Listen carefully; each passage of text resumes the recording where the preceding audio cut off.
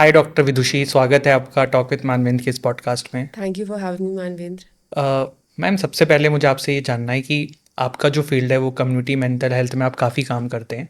आजकल जो हम लोगों के जेनजीज हो गए, मिलेनियल्स हो गए, इसमें ना ब्रेकअप को लेके बड़ा प्रॉब्लम हो रहा है, हार्ट ब्रेक हो जा रहा है। पर ये हार्ट ब्रेक डिप्रेशन तक भी चला जा रहा है, आदमी बहुत ज़्यादा परेशान हो जा रहा है। कोई लोग बहुत ज़्यादा अल्कोहल में चले जा रहे हैं या फिर अलग अलग तरीके से लोग ना मतलब बहुत परेशान हो रहे हैं। तो ये प्रॉब्लम कितनी बड़ी है और एक्चुअल में आजकल ऐसा हो रहा है क्या कि हार्ट ब्रेक जो है वो सीधे डिप्रेशन तक लेके जा रहा है लोगों को? ओके मानवेंद्र, पहले तो मैं ये कहना चाहूँगी कि जो हार्ट ब्रेक है वो जोड़े हुए इमोशंस जो उससे आते हैं ना, वो डिप्रेशन से ज़्यादा कंसर्न्ड है विद एडजस्टमेंट डिसऑर्डर। तो उसे हम डिप्रेशन में ना रख करके रखते हैं एज एन एडजस्टमेंट डिसऑर्डर, कि आपकी लाइफ में एक कोई चेंज आया है ऐसा जो आप एक्सपेक्ट नहीं कर रहे थे। और लाइक ये लूजिंग समवन, जैसे किसी की डेथ भी होती है हमारे घर में या हमारे डियर एंड नियर वंस में, तो हमें दिक्कत होती है उस चीज़ को कोप अप करने में, राइट। तो इसे हम बोलते हैं adjustment disorder, not depression, right. So depression is something जो एक्चुअली में मुझे लगता है कि हर कोई बहुत कॉमनली यूज़ करता है इस टर्म को, जैसे कोई चूरन का इस्तेमाल करता है वैसे। But depression is a clinically defined disorder जिसका एक क्राइटेरिया है to call something as depression. किसी चीज़ को, किसी बीमारी को डिप्रेशन बोलने के लिए DSM-5 में क्राइटेरिया दिया हुआ है, उसके अंतर्गत ही हम किसी को मानते हैं कि इस पेशेंट को मेजर डिप्रेसिव डिसऑर्डर है, राइट। सो जो अभी हम बात कर रहे हैं हार्ट ब्रेक्स की, it will lead to adjustment disorder and not depression. तो ये पता कैसे चले? क्योंकि देखिए, पेन तो हार्ट ब्रेक का भी है, लाइफ में कोई चला जाता है उसका भी होता है और बहुत ही अजीब फील होता रहता है। और एक डिप्रेशन भी ऐसी चीज़ है जो आपने बोला आजकल कॉमनली हर कोई यूज़ कर ले रहा है। तो पता कैसे पड़े कि यार एक्चुअल में वो कौन सा वाला प्रॉब्लम है हमारा? सी डिप्रेशन का एक क्लियर कट डेफिनेशन है कि अगर आपको लो मूड है परसिस्टेंटली दिन के majority of time and almost every day, आप सेम एक लो मूड फेज में रह रहे हो, ऐसा ही फील कर रहे हो, लो फील कर रहे हो, राइट। और जिन एक्टिविटीज़ में आपको पहले इंटरेस्ट था, अब आपको उनमें कोई इंटरेस्ट नहीं आ रहा है, आप वही चीज़ें जो पहले करते थे बहुत मन से, अब आप नहीं करना चाहते हो। उसके अलावा आपका स्लीप डिस्टर्ब्ड है, हो सकता है आप बहुत ज़्यादा सो रहे हो सकता है आपको नींद ही नहीं आती हो। आपका एपिटाइट चेंज हो जाएगा, या तो आप बहुत खाना चाहते हो या तो आपको भूख ही नहीं लग रही है। सो दीज इसके अलावा बहुत सारे फैक्टर्स हैं, लो स्टीम है, लैक ऑफ कॉन्सेंट्रेशन है। तो उसका एक डायग्नोस्टिक क्राइटेरिया है कि इतने फीचर्स अगर लगातार फॉर 2 वीक्स प्रेजेंट हैं, then we call it as depression. 2 हफ्ते तक लगातार ऐसे फीचर्स, इनमें से 4 या 5 फीचर्स प्रेजेंट होने चाहिए उसको डिप्रेशन की तरह डायग्नोज करने के लिए। मैम, जैसे हमने ना इस पॉडकास्ट को थोड़ा सा महिलाओं के प्रति ज़्यादा रखा है, इंक्लाइन किया है। तो एक मेरा क्वेश्चन है आपसे कि बहुत सा बार ना लड़कियां, जैसे आपने बोला कि चीज़ें आजकल हो रही हैं, डिप्रेशन हो गया, हार्ट ब्रेक हो गया, बहुत बार ना वो टॉक्सिक रिलेशनशिप में रहती हैं और उन्हें पता है कि बड़ा टॉक्सिक रिलेशन है, तब भी वो उसी में रही जा रही हैं, परेशान होई जा रही हैं, डिप्रेशन या परेशान वाला मूड बार बार सह रही हैं। तो इस प्रॉब्लम को कितनी बड़ी है कि आपके पास ऐसे पेशेंट्स आपको दिखते हैं, ऐसे लोग आपके पास आती हैं, ऐसी लड़कियां ऐसी प्रॉब्लम्स लेके? सी मानवीन, ट्रॉमा बॉन्डिंग की जो हम बात करते हैं ना, कि या आप जो कहना चाहते हो कि जो लोग हमें हर्ट करते हैं हम लौट के वापस उन्हीं के पास क्यों जाते हैं, इसको इसको एक तरीके से अटैचमेंट थ्योरी में प्रोटेस्ट बिहेवियर की तरह एक्सप्लेन किया गया है। सो प्रोटेस्ट बिहेवियर कहता है कि हम खुद से ही एक प्रोटेस्ट करते हैं। जिस पर्सन ने हमें हर्ट किया है हम उसी से वैलिडेशन सीख करते हैं कि वही वापस आए, या तो वो ये मान ले कि उसने ऐसा नहीं किया है, मैं ही गलत समझ रही हूँ या गलत समझ रहा हूँ, और या फिर वो ये अपनी गलती मान ले और चीज़ों को रेक्टिफाई कर दे। सो एक तो ये प्रोटेस्ट बिहेवियर है जो इसको एक्सप्लेन करता है इस बिहेवियर को। दूसरा होता है कि इसे हम कहते हैं री इन्फोर्समेंट, इंटरमिटेंट री इन्फोर्समेंट, जैसे कि गैमलिंग के गेम में होता है, जहाँ पे आप एक बार सट्टा लगाते हो, आप जीत जाते हो, आपको मज़ा आता है। सेकंड जहाँ से मे बी आप लूज़ कर जाते हो, आपको बुरा लगता है, लेकिन आपको क्योंकि जीतने का एक बार वो किक मिला हुआ है, आप दोबारा से लगाते हो, राइट। सो इसी तरह से लव में भी होता है। Sometimes somebody love bombs you, फिर वो आपको हर्ट करते हैं, फिर वो आपको लव बॉम्ब करते हैं, ठीक है। तो क्या हो रहा है, बार बार इंटरमिटेंटली आप री कर रहे हो, आपके अंदर एक पॉसिबिलिटी ऑफ लव है कि दोबारा से शायद मैं वैसा फील कर सकता हूँ, और उस पॉसिबिलिटी पे इंसान हुक करता है। सो अगर आप इस चीज़ को अंडरस्टैंड करोगे कि ये सामने वाले पर्सन पे नहीं, ये आप पे डिपेंड करता है, इस हुक को सिर्फ आप ही अनहुक कर सकते हो, तो आप इसको बेटर डील कर पाओगे। बट फिर भी उस चीज़ को ब्रेक नहीं कर पा रहे सम वे। आई थिंक इसमें कहीं ना कहीं हमारी फैमिली और हमारी अपब्रिंगिंग और हमारी कंडीशनिंग का बहुत इंपॉर्टेंट रोल होता है। जैसे मैम आपने ये बोला, तो बचपन का कितना रोल पड़ता है आपकी फ्यूचर लव लाइफ के ऊपर? जिस तरीके का माहौल में आप बड़े होते हैं, जो लाइफ आप जीते हैं, उसका आपके फ्यूचर पे कितना इम्पैक्ट पड़ता है? और एक बात मैं बोलना चाहती हूँ कि हम जब पेरेंट्स होते हैं ना, तो हम लोग को हमेशा से ही सिखाया जाता है छोटे से कि इंटेलिजेंस पे हमें बहुत ध्यान देना है ना। हम बहुत फोकस करते हैं हमारा बच्चा इंटेलिजेंट है कि नहीं। इमोशनल इंटेलिजेंस ह्यूमन बींग्स का एक सबसे इंपॉर्टेंट पैरामीटर है ये डिसाइड करने के लिए कि हम लाइफ में आगे कितना इवॉल्व होंगे। है ना? एनिमल के पास भी एक इमोशनल नेटवर्क है, पर उसके पास कॉर्टेक्स नहीं है जो ह्यूमंस के पास है। कॉर्टेक्स इमोशंस को रेगुलेट करने में हेल्प करता है, जो एक इंसान में डेवलप हुआ है, होमो सेपियंस सेपियंस में। तो वो कॉर्टेक्स एनिमल्स के पास नहीं, पर हमारे पास है। हम में से कोई भी उस पर काम नहीं कर रहा कि हम अपने इमोशंस को बेटर रेगुलेट कैसे कर सकते हैं। सिमिलरली अपने बच्चों को भी हम नहीं सिखाते कि आप अपने इमोशंस को बेटर कैसे रेगुलेट कर सकते हो। कई बार क्या होता है कि पेरेंट्स भी ऐसा ही बिहेवियर शो करते हैं। कभी कभी बहुत प्यार करते हैं, कुछ बहुत खुश हो गए, कुछ अच्छा सा अचीव कर लिया उसने तो बहुत प्यार किया, छोटी सी कोई गलती हुई तो बिल्कुल उसको अबैंडन कर दिया। तो उनको लगता है this is normal, because family में हम हर चीज़ को एक्सेप्ट कर लेते हैं और आपका टेम्परमेंट बन जाता है कि हर चीज़ नॉर्मल है। ठीक है, किसी ने ऐसा किया है तो क्या हुआ, we have to get back to them. Hmm. और एक और मैम प्रॉब्लम है बहुत फैमिलीज़ में, मम्मी पापा में स्पेशली, पेरेंट्स में बहुत लड़ाई झगड़े देखे होते हैं बच्चों ने, तो उसका भी इम्पैक्ट उनके रिलेशनशिप में फ्यूचर में बहुत पड़ जाता है। अगर ऐसे बच्चे जिन्होंने डोमेस्टिक अब्यूज़ देखा हुआ है घर पे, पेरेंट या फादर या मदर किसी के साथ भी मतलब कोई वॉयलेंस है या ऐसा तरह का अब्यूज़ है, डेफिनेटली उनकी साइकेट्री पे बहुत इन्फ्लुएंस होता है। मतलब ये चीज़ें ऐसी नहीं रह गई हैं खाली कि वो टेक्स्ट में हो। On research also DNA level पे चेंजेस हो जाते हैं। चाइल्डहुड इस तरह के अब्यूज़ में आप देखेंगे ना, तो बच्चों के डीएनए के लेवल पे चेंजेस हो जाते हैं। इसे हम बोलते हैं एपिजेनेटिक चेंजेस, जो एनवायरनमेंट आपके डीएनए को अफेक्ट कर रहा है। So it is actually happening at a molecular level. It is not only about something which we can talk like कि ठीक है कुछ नहीं अभी आगे सोचो। जब सब कुछ स्ट्रक्चरली बदल चुका है तो फंक्शनली तो बदल ही जाएगा। That is normal. कैसे कम आउट करें मैम इससे, जैसे ठीक है अब हो गया, बट अब इससे बाहर कैसे आए आपकी लाइफ में, क्योंकि ये प्रॉब्लम फिर आपको आपके जो पार्टनर आते हैं लाइफ में उस पर बहुत पड़ती है। जैसे मैं आपको इस पर एक बता दूँ, मैं एक बुक पढ़ रहा था, तो उसमें ऐसा था कि एक लड़की अगर बचपन में ये चीज़ें फेस करती है, वो क्या होता है कि फिर वो जो बंदा उसके लाइफ में आता है ना, वो बहुत कुछ भी करता रहता है, तब भी उसको ना अच्छा नहीं लगता। मतलब इट्स लाइक कि वो कोशिश करता रहता है कि यार इसको अच्छा फील कराऊँ, अच्छा फील कराऊँ, अच्छा फील कराऊँ, लेकिन क्योंकि उसके लाइफ में जो मैन बचपन में मिसिंग थे, तो उसकी वजह से वो बहुत ज़्यादा प्रेशर वो नए बंदे पे डाल देती है। तो ये चीज़ें, या फिर वाइस वर्सा भी हो सकता है, तो इन चीज़ से कम आउट कैसे करें, मतलब कैसे अपने आप को बेटर करें फ्यूचर। सी सबसे पहले तो अगर आपको लगता है कि आपने चाइल्डहुड में बहुत सारा ऐसा अब्यूज़ देखा है, एक नॉर्मल पेरेंटिंग नहीं देखी है, नॉर्मल रिलेशंस नहीं देखे हैं, और वो चीज़ आपके फ्यूचर में आपके रिलेशंस के बीच में आ रही है, तो आपको एक हेल्प सीख करनी चाहिए, जो मुझे लगता है। क्योंकि प्रोफेशनली क्या होता है ना कि हम आपका चैनल ऑफ थॉट ऑल्टर कर सकते हैं। जो भी थेरेपीज़ है ना, उनका पर्पस ही यही है कि वो आपके सोचने का डायरेक्शन चेंज करते हैं, री करते हैं एक पर्टिकुलर टाइप ऑफ बिहेवियर जो आप खुद से अपने अंदर इंट्रोड्यूस नहीं कर पा रहे हो। सो आई थिंक प्रोफेशनल हेल्प सीख करना यहाँ पे सबसे इम्पोर्टेंट फैक्टर होगा। और अगर ऐसे कोई अपने आप करने की कोशिश करे तो कोई टेक्निक्स या कुछ चीज़ें।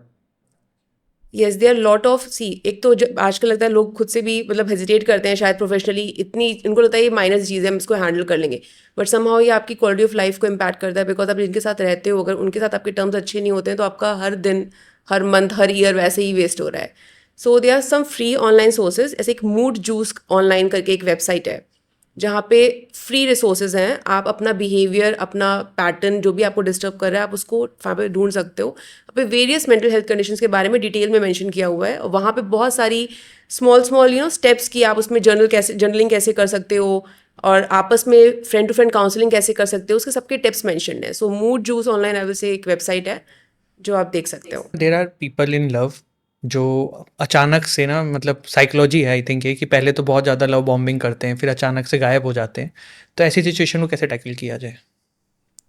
बॉम्बिंग करते हैं और गायब हो जाते हैं। सी तो एक तो जो ये ऐसा कर रहा है वो पर्सन, ठीक है, उसके साथ भी एक पर्सनालिटी ट्रेट है कि उसको शायद एक स्टाइल ऑफ अवॉइडेंट एडजस्टमेंट है। जैसे कहते हैं कि देयर सम पीपल जिनका अटैचमेंट का एक स्टाइल होता है, तो जिनका अवॉइडेंट स्टाइल होता है अटैचमेंट का, उनको जैसे ही किसी से अटैचमेंट होता है वो उससे खुद विड्रॉ कर लेते हैं, क्योंकि वो उस चीज़ में गिव इन नहीं करना चाहते, अपनी सिक्योरिटी लूज़ नहीं करना चाहते, वो वल्नरेबल नहीं होना चाहते। But they also at the same time they are feeling for the other person, वो उसके लिए फील भी कर रहे हैं, वो वापस से आएंगे फिर से वैसा बिहेव करेंगे। तो यहाँ पे ये हमारी रिस्पॉन्सिबिलिटीज का ऐसा हो रहा है। If you are facing love bombing and then detachment, तो ये आपको अंडरस्टैंड करना है कि you have to make clear boundaries with that person. आपको उस पर्सन को ये बताना पड़ेगा, और ये सब ऐसे अवेयरनेस से ही समझ में आएगा कि जो वो कर रहे हैं वो एक पैटर्न है, उसको ब्रेक करने के लिए आपको उनको आइडेंटिफाई करना पड़ेगा कि जो आप ये कर रहे हो this is not good for my mental health, क्योंकि मैं एक कंसिस्टेंसी एक्सपेक्ट करता हूँ या करती हूँ इस चीज़ में। If you are sure about it तो fine, will proceed, if you are not then it's okay. आपने मैम अटैचमेंट स्टाइल बोले, तो कौन कौन से अटैचमेंट स्टाइल होते हैं, कैसे पहचाना जाए कि कौन सा बंदा किस अटैचमेंट स्टाइल में है। सी जैसे अभी जो हमने बात करी ना वो अवॉइडेंट स्टाइल अटैचमेंट की। अटैचमेंट बहुत तरह का होता है। Some people who are like very deeply attach to things, ठीक है। कुछ लोग ऐसे होते हैं जो बहुत अटैच नहीं होंगे, फिर भी वो अपनी चीज़ों का टेक केयर कर लेंगे, कंसर्न रहेंगे, लेकिन वो बहुत ज़्यादा इन्वेस्टेड नहीं होते उन चीज़ों में। एंड मेरे अकॉर्डिंग वो एक हेल्दी फॉर्म ऑफ अटैचमेंट होता है। अवॉइडेंट अटैचमेंट तब आता है जब एक पर्सन इंटरनली इनसिक्योर होता है, उसने अपनी लाइफ में बहुत सिक्योर स्पेस नहीं देखी होती है, इसीलिए वो किसी चीज़ में कमिट करने से उसको एक फियर होता है कि कहीं इनके साइड से मतलब मैं अबैंडन ना हो जाऊँ, या फिर कहीं ऐसा नहीं है कि मैं अपनी ऑटोनॉमी खो दूँ, राइट। तो they are various form of attachments, but avoidant and attachment भी एक थ्योरी होती है। तो that is a kind of healthy thing, I think that it should be. क्या होता है डिटैचमेंट अटैचमेंट जो आप That means you know how to compartmentalize your emotions. Like, if I say when I was very young, Manvendra, so when I was doing my MD, so I lost my parents. Okay, I was doing my MD also, and I was having my younger siblings at my home also. I was managing a lot of stuff at the same time. Okay, but I joined my college just 6 days post this incident happened to me. Okay, so I had my presentation on like second day when I appeared to the college. So everybody like offered me कि मैं उसको change कर दूँ, क्योंकि they were thinking कि ऐसा कुछ हुआ है मेरे साथ तो मैं शायद नहीं present कर पाऊँगी. But I decided कि मैं present करूँगी same day जिस दिन वो defined था. Despite of not being in that state, I told my mind that I have to be in that state. You understand that sometimes you should learn. मुझे लगता है कि ये यंगर जनरेशन को सीखने की ज़रूरत है कि आपको अपने इमोशंस को कंपार्टमेंटलाइज करना आना चाहिए.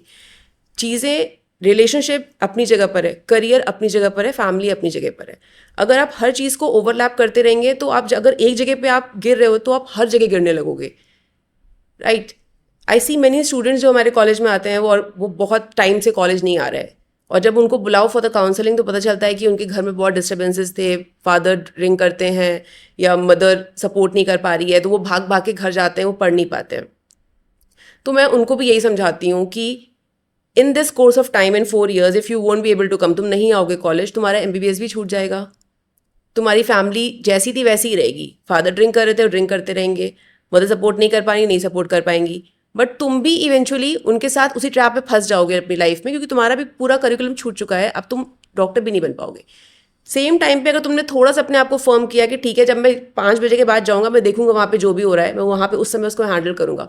बट उसके पहले 9 से 5 जो भी मेरे क्लासेस मैं अटेंड करूंगा और उसे परफॉर्म करूंगा, तुम्हारा कुछ तो तुम्हारा बन भी रहा है साथ साथ ना. जो डैमेज हो रहा है वो तुम्हारे वैसे भी कंट्रोल में नहीं है. समटाइम्स फैमिली थिंग्स लाइक उसमें इतने लोग इन्वॉल्व होते हैं ना, जिसमें एक सिंगल पर्सन को लगता है कि मैं सब कुछ संभाल लूंगा. कई बार वो नहीं संभाल सकता है, क्योंकि उसके हाथ में वो चीज़ें नहीं होती हैं. वो मल्टीपल लोग हैं वहाँ पे जो उन चीज़ को डिस्टर्ब करने में लगे हुए हैं, है ना. तो अपना डैमेज होने से ही आप सिर्फ रोक सकते हो. तो मुझे लगता है उस समय अगर आप इतनी सैनिटी मेंटेन करो कि आप ये समझो कि जो काम मुझे फ्यूचर में जाकर के बेनिफिट करने वाला है, अगर वो आज मेरे हाथ में है तो उसको मैं कैसे भी करके कंप्लीट कर लूँ, चाहे मेरे आसपास कुछ भी क्यों ना हो रहा हो. एक टॉक्सिक रिलेशनशिप के क्या ट्रेट्स हैं? टॉक्सिक रिलेशनशिप, यार, I feel anything which is over OTT is toxic. ठीक है, बिकॉज आई फील दैट सबकी डेफिनेशन लव के लिए अलग होती है, रिलेशंस की भी अलग होती है. बट एक चीज़ पे हम सब एग्री करेंगे कि सेल्फ रिस्पेक्ट, एक दूसरे के प्रति म्यूचुअल रिस्पेक्ट एंड फ्रीडम, ये हर कोई चाहता है अपने रिलेशनशिप में. तो अगर आप किसी से प्यार करते हो तो आप उसको बांध के कभी रखना नहीं चाहोगे, है ना. आपकी ख्वाहिश क्या होगी कि वो इंसान जब मेरे साथ रहे ना तो वो अपने बेस्ट पर हो, राइट. वो अपना बेस्ट अचीव कर सके. This is a form of love which I think most of us expect to get, right.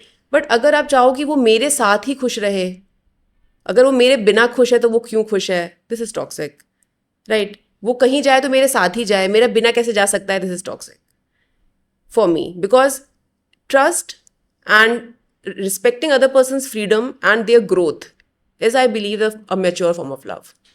एक ट्रेट मैं आपसे पूछूं, अगर आप एज ए वुमेन लड़कियों को सजेस्ट करें कि भाई लड़कों में ये ट्रेट अगर रहे तो बिल्कुल दूर हो जाना, क्या रहेगा वो? I think it is over possessiveness. See, possessive होना because you understand the other male's perspective towards a woman is a good thing. ठीक है. Every woman I think likes the guy who is possessive towards her. ऐसी किसी लड़की को नहीं पसंद है कि जिसके साथ वो है उसको फ़र्क ही नहीं पड़ता है कि वो कहाँ है क्या है, राइट. बट ओवर टर्म मैंने इसीलिए यूज़ किया कि वो ऑब्सेशन में कन्वर्ट नहीं हो जाना चाहिए, because then it becomes toxic for the guy also, not for the girl only. वो तो है, पर सोचो जो इंसान खुद ऑब्सेशन में है वो कितना परेशान है, तो it will automatically make your relationship a help for both of you. Hmm. Ma'am, अभी चाइल्डहुड की हम बात कर रहे थे ना, उस समय एक क्वेश्चन मेरे दिमाग में आया था। बहुत सारे लोग ना थैंक यू एक्सेप्ट नहीं कर पाते हैं, बहुत सारे लोग तारीफ एक्सेप्ट नहीं कर पाते हैं। ये क्यों होता है? मतलब ये जनरली मैंने मेरे साथ भी देखा है कि जब भी कोई तारीफ करता है, आई फील कि भाई तारीफ क्यों कर रहे हो, मैंने तो ऐसा कुछ किया ही नहीं है। तो ये तारीफ जो एक्सेप्ट नहीं करना, ये कहाँ का ट्रेट है और ये क्यों ऐसा हो जाता है? लगता है कि सामने वाला बेवकूफ़, ऐसे ही बेवकूफ़ बना रहा है। Maybe I think there's somewhere you're like not realizing your self-worth at some place, कहीं। ये क्यों होता है? मतलब ये मेरे साथ नहीं, आई फील बहुत सारे लोग, मैंने एक रील बनाई थी बहुत समय पहले, तो बहुत लोगों ने इसको रिलेट किया था। तो ऐसा क्यों हो रहा है ये लोगों के साथ? मुझे लगता है ना इसमें बहुत सारा आपका एक्सपीरियंस मैटर करता है लाइफ में। आपने जो भी जैसी चीज़ें फेस की हो, मे बी शायद कभी किसी ने आपको सही चीज़ के लिए अप्रिशिएट नहीं किया, या आपने बहुत कुछ अच्छा किया फिर भी आपको वहाँ पे उस लेवल का अप्रिसिएशन नहीं मिला, है ना। तो अब आपको लगता है कि आप ऐसा कुछ करते ही नहीं हो जहाँ पे आपको अप्रिशिएट होना चाहिए। हम्म, समझ रहा हूँ मैम। और सिबलिंग्स में भी जब पेरेंट्स कंपेयर करते हैं, उसका क्या इम्पैक्ट पड़ता है एक बच्चे के ऊपर जब वो बड़ा होता है तब?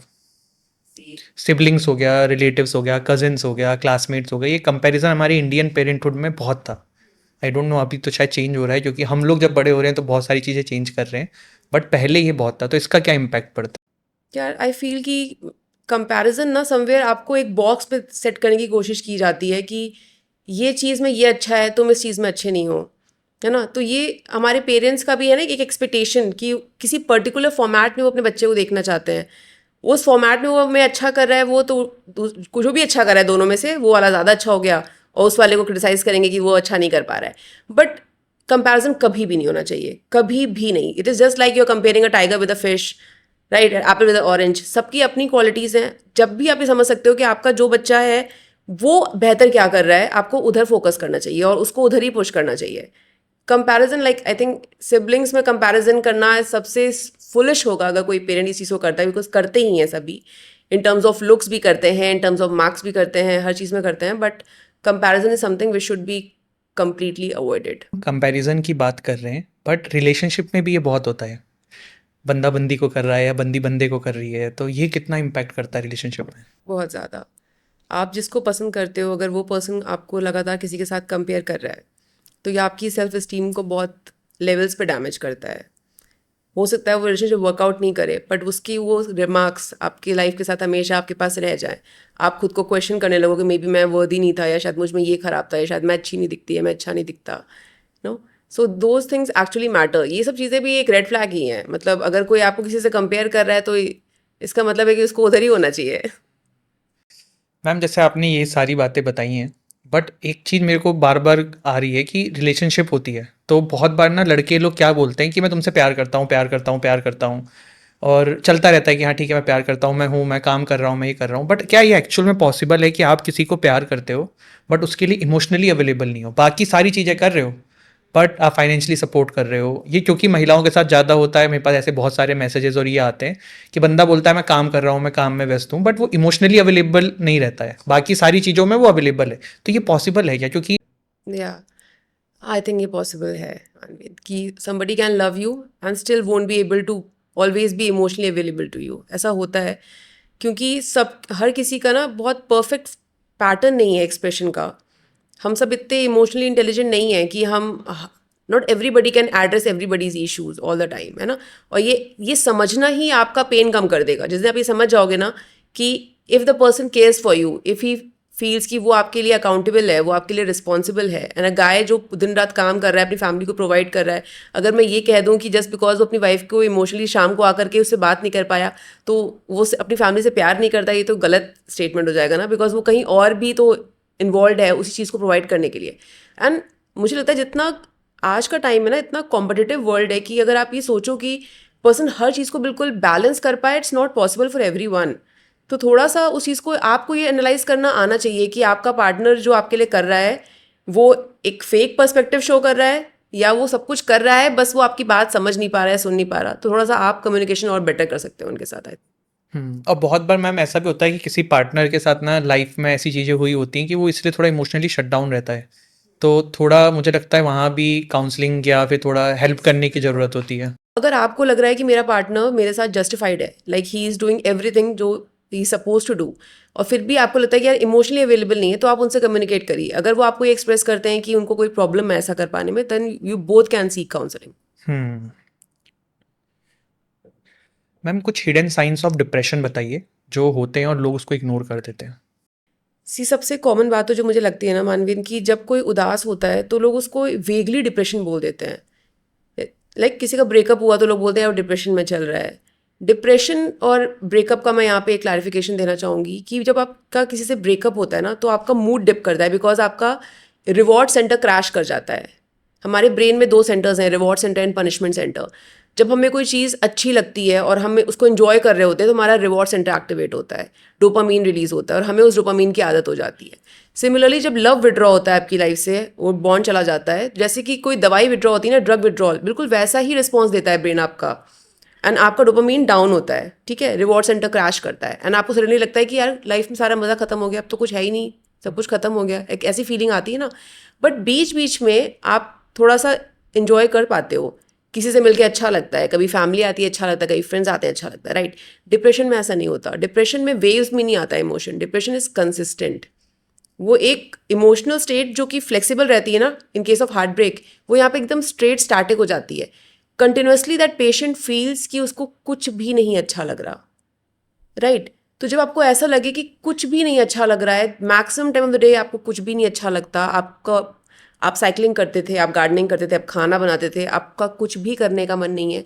इनफैक्ट जब डिप्रेशन थोड़ा प्रोग्रेस करता है, लोग अब नहाना धोना सब छोड़ देते हैं, कोम्ब नहीं करते, अपने बाल शेव नहीं करते, यू नो अपने आप को केप्ट भी नहीं रखते हैं properly. So you can not differentiate, you can easily differentiate depression from a heartbreak thing, because heartbreak will come with a person, एक क्लियर कट ट्रिगर होगा उसमें। डिप्रेशन में कोई ट्रिगर ज़रूरी नहीं है कि आपके सामने हो, राइट। आप आइडेंटिफाई नहीं कर पाओगे कि ऐसा एक इंसिडेंस हुआ, इसके बाद से इसका मूड ऐसा हो गया। ठीक है मैम, आपने ये जो बताया ब्रेकअप और डिप्रेशन वाला बड़ा अच्छा भी है, मुझे लगता है बहुत लोग इसमें समझेंगे भी, क्योंकि बहुत बार क्या होता है ना, ब्रेकअप का पेन को भी आदमी डिप्रेशन बोलने लगता है कि यार मैं डिप्रेशन में चल रहा हूँ, डिप्रेशन में चल रहा हूँ। और एक जो क्लिनिकल डिप्रेशन होता है या वो जिसको होता है वो बहुत ही खतरनाक लेवल की चीज़ होती है। सब कुछ लाइफ में होता है, उसके बावजूद भी दैट पर्सन इज फीलिंग कि नहीं कुछ मिसिंग है या आउट ऑफ द बॉक्स है। मैम ओवर थिंकिंग किस रिलेशनशिप को डिस्ट्रॉय कर सकती है क्या? कर सकती है। ओवर थिंकिंग भी ना, जब माइल्ड फॉर्म में है तो उसको हम ओवर थिंकिंग बोल रहे हैं, फिर कभी कभी वो इतनी सीवियर हो जाती है कि वो ओसीडी में भी कन्वर्ट हो जाती है, obsessive compulsive disorder, right. Because we are made that way, I think more of oxytocin, है ना। Oxytocin is a hormone neurotransmitter जो आपका ब्रेन में रिलीज होता है पिट्यूटरी ग्लैंड से, और ये बॉन्डिंग के लिए रिस्पॉन्सिबल होता है। तो जब एक बेबी बॉर्न होता है ना टू अ वुमन, तो ऑक्सीटोसिन रिलीज होता है।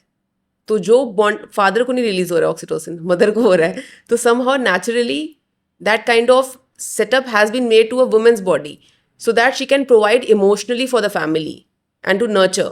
अगर ये फीमेल को नहीं होता तो फीमेल का बच्चे से वैसा अटैचमेंट कभी नहीं होता। तो आई थिंक इसीलिए वो ओवर थिंकिंग के लिए ज़्यादा प्रोन है कंपेयर टू मेल्स। मैम ऐसा भी होता है कि जो हाई अचीविंग या फिर इंडिपेंडेंट वुमेन होती हैं वो बहुत ज़्यादा अंदर से लोनली और थोड़ा सा एंजाइटी और इन चीज़ों के शिकार रहती हैं। अगर उनकी सराउंडिंग्स उनके लिए सपोर्टिव नहीं है तो येस, डेफिनेटली। हम एक ट्रांजिशन फेज में है इस समय, हमारी जो पॉपुलेशन है, जो जनरेशन है हमारा, वो वर्किंग वुमेन देख तो रहा है लेकिन अभी कम्प्लीटली उन्हें एक्सेप्ट नहीं कर पा रहा है ना। तो घर पे अगर वैसा सपोर्ट सिस्टम नहीं है और वैसा सपोर्ट आपको वर्क प्लेस पे भी नहीं है अगर, तो डेफिनेटली आपको एक लोनलीनेस फील होती है, बिकॉज आप कुछ करने की कोशिश कर रहे हो, फिर वहाँ पे आपको चैलेंजेस हैं। मुझे लगता है कि एक फीमेल जो काम करने जाती है और एक मेल जो काम करने जाता है उसमें बहुत डिफरेंस होता है, क्योंकि एनवायरनमेंट, सराउंडिंग और जजमेंट्स हमेशा रहते हैं, नो मैटर आप लाइफ में कहीं भी पहुँच जाओ बीइंग अ फीमेल, है ना। With every opportunity comes a threat also. So I think yes, they are more expose to that thing. Ma'am sadness, stress, anxiety and depression में अंतर क्या है? इनका पहले हिंदी वर्जन समझ लेते हैं। सैडनेस मतलब हम उदास हो गए हैं, है ना। डिप्रेशन इज अवसाद, ये एक बीमारी है। एंग्जाइटी इज ये भी बीमारी, एंग्जाइटी डिसऑर्डर। एंड स्ट्रेस मतलब तनाव। तो आप सैड, आप दिन में कभी भी हो सकते हो, फॉर एनी रीजन आप सैड हो सकते हो, राइट। डिप्रेशन मैंने भी आपको बताया, क्लिनिकल डिप्रेशन एक डिफाइंड क्राइटेरिया है। एंग्जाइटी डिसऑर्डर का भी एक कंप्लीट डेफिनेशन है कि उसमें भी पर्टिकुलर टाइप ऑफ सिम्टम्स होते हैं। पेशेंट फील्स कि डूमिंग फीलिंग आती है कि सब कुछ मतलब कुछ गिर जाएगा, सब ढह जाएगा, इतनी घबराहट होती है, पैल्पिटेशंस होते हैं।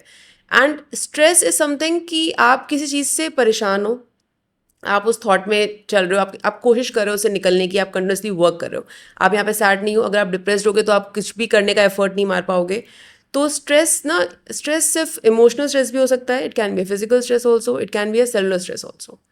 सो ये सारी चीज़ें, चारों चीज़ें आपस में बिल्कुल ही डिफरेंट है। मैम वो समय कैसे पता पड़ेगा कि भैया एक रिलेशनशिप है, इसने मुझे बहुत मेंटली परेशान कर दिया और अब ये समय मुझे रिलेशनशिप छोड़ देनी है? मुझे तो लगता है ये हम सबको शायद पता होता है मानवेंद्र, कहीं ना कहीं हम उसे बस घसीटने की कोशिश कर रहे होते हैं। जब हम परेशान हो रहे होते हैं तो हमें ये पता होता है कि this is not working for us, right. यहीं पे आ जाता है role of making strong and clear cut boundaries.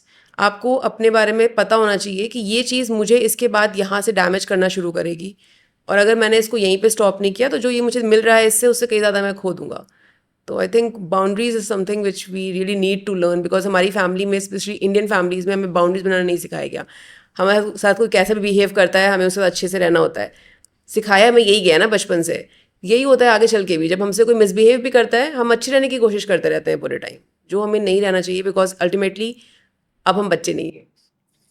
Ma'am ऐसे ही आपने जो बोला ना, मैं एक थ्योरी पढ़ रहा था, डैडी इशू। तो पहले तो बचपन में हम लोग इसको ना बड़ा वल्गर टर्म से जोड़ते थे, डैडी इशू डैडी इशू, लेकिन अभी जब पढ़ा मैंने तो ये तो पूरी कॉन्सेप्ट है साइकोलॉजी का कि बचपन में अगर किसी लड़की को फादर का अटेंशन नहीं मिलता है तो फिर वो जो भी मेल उसके लाइफ में बड़ा आता है वो उससे बहुत अट्रैक्ट हो जाती है, बहुत ही ज़्यादा मतलब उसके प्रति इंक्लाइन हो जाती है, और इसमें बहुत लोग उनका एडवांटेज भी ले लेते हैं।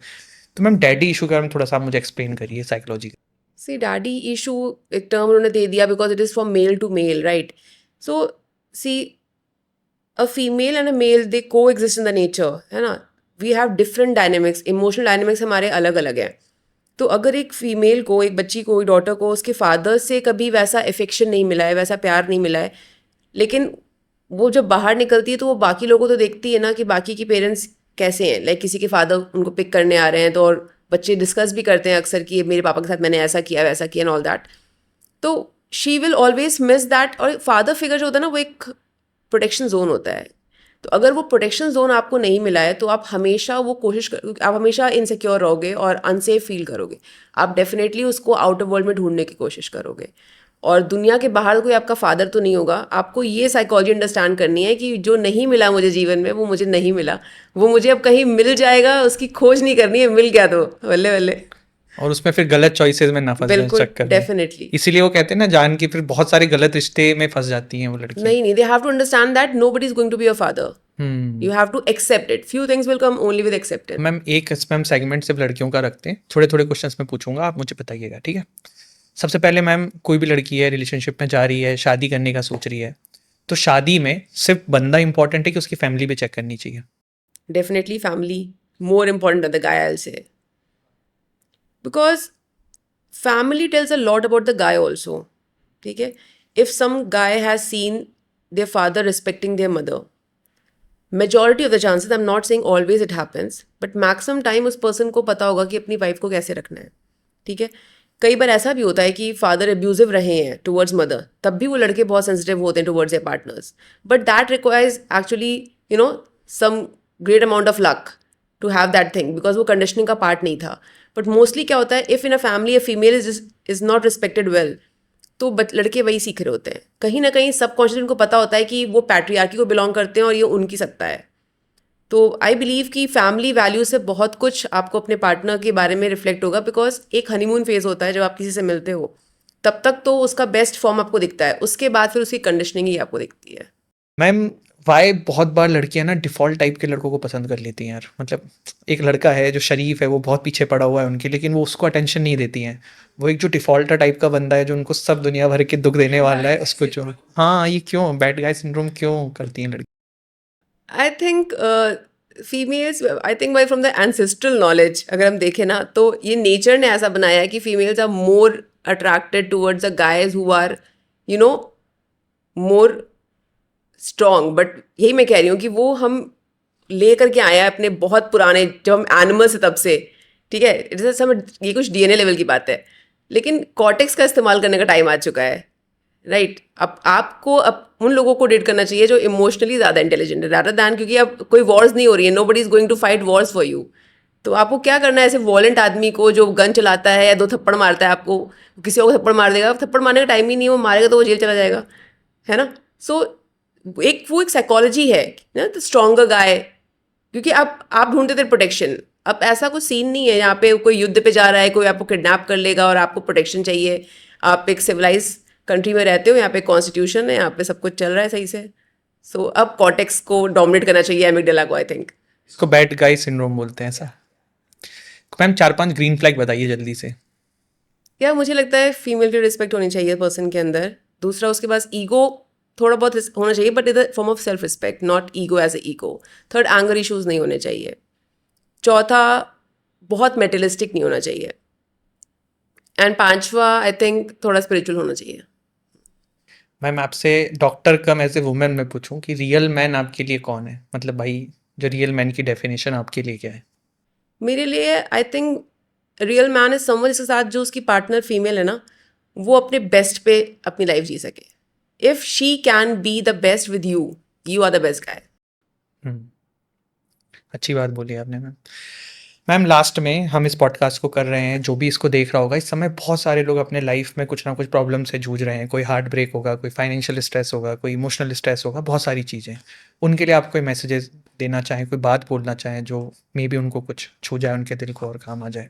मैं यही कहूँगी कि इमोशनल पेन को आपको वैलिड करना चाहिए, वैलिडेट करना चाहिए, उसे इग्नोर नहीं करना चाहिए। एंड हेल्प मांगने में शर्माना नहीं चाहिए। प्रोफेशनल हेल्प अब बहुत ईजिली अवेलेबल है। You should go out, you should talk to people about it. And क्योंकि वो ना एक फेज़ है जो खाली आपका टाइम वेस्ट कर रहा है। आप इवेंचुअली निकल जाओगे, बट हो सकता है उस चक्कर में बहुत सारी अपॉर्चुनिटीज़ बीच में मिस हो जाएं उसके। सो आई थिंक कि सबसे बड़ी प्रॉब्लम जो हम फेस कर रहे हैं मेंटल हेल्थ में इस समय, वो यही है मानवीन, की people are not ready to ask for help. वो किसी भी मेंटल हेल्थ कंडीशन को सिर्फ पागलपन से जोड़ देते हैं और उस टर्म से ही उसको डिनोट करते हैं, जो एक स्टिग्मा बन चुका है सोसाइटी में। I think this needs to be break. Thank you so much ma'am आने के लिए और इतनी इंसाइटफुल कन्वर्सेशन, इतनी इंसाइटफुल बातें बताने के लिए। Thank you Manveen for having me today.